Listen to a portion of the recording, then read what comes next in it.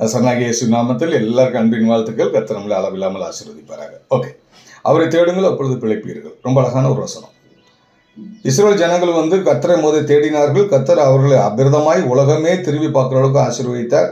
இன்னைக்கு இல்லை, என்னைக்கு தெரிந்து கொண்டாரோ அந்த காலத்துல இருந்தே இஸ்ரவேல் ஜனங்களை கேட்டாலே எல்லாருக்கும் ஒரு பயம்னா அந்த அளவுக்கு பிளஸட் இருந்துச்சு.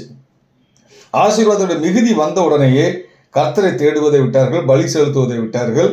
அதுக்கப்புறம் உலகத்தோடு கூட ஐக்கியமான ஆனார்கள். மோசஸ் எல்லாருமே நிறைய பிரமாணங்கள் எழுதினாலும் அவருக்கு என்ன செய்கிறாங்க, உலகத்துக்கு உள்ளே போயாச்சு. அதுக்கப்புறம் அங்கே இருந்து என்ன செய்கிறாங்க, அவங்க ரொம்ப இழந்து நஷ்டப்பட்டு அடிபட்டு அங்கேருந்து கர்த்தரை நோக்கி கூப்பிட்டார்கள், பிழைத்து கொண்டார்கள். கர்த்தரை நோக்கி கூப்பிட்டார்கள், பிழைத்து கொண்டார்கள். அப்படியே சபைக்கு வாங்க. இன்னைக்கு நம்ம ரசிக்கப்பட்ட புதுசில் இயேசுவேன் தான், வாழ்ந்தாலும் இயேசு செத்தாலும் இயேசுன்ட்டு உயிரை கொடுத்து இயேசு இயேசு இயேசு இயேசுன்னு ஊழியம் செஞ்சோம், பைபிள் படித்தோம், ஜெபித்தோம், எத்தனை ஜெபம் இருந்தாலும் ஓடி வந்தோம், எத்தனை ஆராதனை இருந்தாலும் ஓடி வந்தோம். ஆனால் இன்னைக்கு வீட்டில் இருந்து கும்பிட்டா போதாதா? அன்னைக்கு இருந்த விசுவாசம் எங்கே? ஆதியில் கொண்டிருந்த அன்பு எங்கே? எந்த நேரத்தில் நீ விழுந்தாய் அங்கேருந்து நீ எழுந்துரு, உன் தூசியை தட்டிட்டு எழும்பு. அப்போ ஆண்டவர் சொல்லுவோம், ஆண்டத்தில் ஒரு குறை இருக்குது, நீ ஆதியில் கொண்டிருந்த அன்பை நீ விட்டாய். ஏன் இன்னைக்கு கொஞ்சம் நம்ம ஊறிக்கிட்டோம், கொஞ்சம் செழிப்பாயிடுச்சு. செழிப்பான உடனே கர்த்தரை தேடுவதை இன்னைக்கு நிறுத்தி கொண்டு இருக்கிறார்கள் நிறைய பேர். சும்மா ஏதோ ஃபார்மாலிட்டிக்காக சண்டே சர்ச்சு போகிறவங்க இங்கே நிறைய பெருகிடுச்சு. தயவு செய்து அவரை தேடுங்கள், கண்டடைசக்கத்த சமயத்துக்கு தேடுங்கள், அவரை விட்டு விடாதீர்கள். இது ஒரு எச்சரிப்பாகவும் இருக்கலாம், வேண்டுகோளாகவும் இருக்கலாம். அவரை விட்டு விடாதீர்கள். அவரை விட்டு விட்டால் அவர் உங்களை விட்டு விடுவார். ரொம்ப ஆபத்து. அவர் விட்டுட்ட நம்மளை காப்பாற்றுற உலகத்தில் எவனும் கிடையாது, யாரும் கிடையாது. இயேசுடைய கையில் இருக்கிற வரைக்கும் தான் நம்ம ராஜா.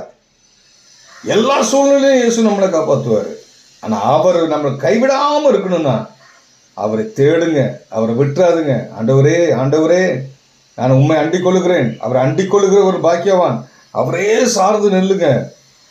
சில தாமதங்கள் ஆனாலும் அவரே சார்ந்து, ஆண்டவரே ஒரு வார்த்தை சொல்லுங்க, ஒரு வார்த்தை சொல்லுங்க, நீங்க சொல்லுங்க, சொல்லும் அடியேன் செய்கிறேங்கிற அந்த மன தாழ்மையோடு கூட தேவ சமூகத்தில் அவர் அண்டி அவரை சார்ந்து இயேசுவின் பாதத்தில் விழுந்து கிடங்க. நான் சொல்றேன், நிச்சயமாய் நீங்களும் பிழைப்பீர்கள், நாம் பிழைப்போம், விசுவாசிக்கிறவர்கள் பிழைப்போம். அவர் அண்டி கொள்கிற அனைவரும் பாக்கியவான்கள். இது கர்த்தர் நம்ம கொடுக்குற ஒரு நல்ல ஒரு அற்புதமான வார்த்தை. இஸ்ரவேல் ஜனங்கள் ஒரு காலத்தில் பின்வாங்கி போய் அங்கே ரொம்ப சிறையிருப்பில் இருந்து அவங்க கூக்குறிடுறாங்க, ஆண்டவரே. அப்போ இறக்கமுள்ள தேவன் இறங்கி கூக்குரலை கேட்டு அவரை விடுவித்தார். இன்னைக்கு பயங்கரமான இக்கட்டில் இருக்கீங்களா? இயேசு உனக்கு செஞ்ச பழைய காரியங்களை மறக்காதீங்க. தாழ்வில் நம்மை நினைத்தவரை துதியுங்கள், அவர் கிருபை என்றும் உள்ளது. எசப்பான எந்த நிலைமையில இருந்தாலும் கூப்பிடுங்க, கத்துங்க, இயேசுவேன்ட்டு. நிச்சயம் தேவன் இறங்கி வருவார். நீங்கள் பிழைத்துக் கொள்வீர்கள், சாக மாட்டீர்கள். கர்த்தர் உங்களை வாழ வைப்பார், அழிக்க மாட்டார். ஏன்னா அவர் கூப்பிட்டு பிழைத்து கொண்டார்கள். கூப்பிடுங்கள், பிழைப்பீர்கள். உங்கள் சந்ததி எல்லாரும் பிழைக்கும். கர்த்தர் உங்களை ஆசீர்வதிக்கவே ஆசீர்வதிப்பாராக. God bless you.